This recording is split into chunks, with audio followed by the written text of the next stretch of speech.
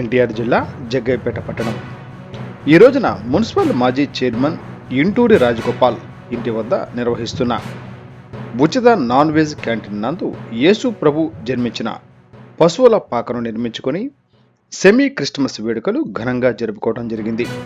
ఈ కార్యక్రమానికి Jaggayyapeta RCM church pastor Jayaraju మరియు Saint Ann's sister marry ఆంటో, Inturi Rajagopal, committee అధ్యక్ష కార్యదర్శులు పాసం శ్రీనివాసరెడ్డి, గోకపై సురేష్, కమిటీ మెంబర్స్, సంఘస్థులు మరియు ఇతర క్రైస్తవ సోదర సోదరీమణులు, యేసు ప్రభు భక్తులు హాజరయ్యారు.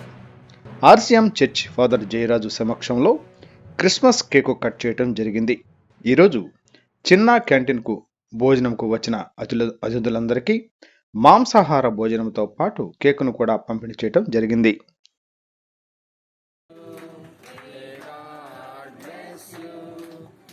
God bless you.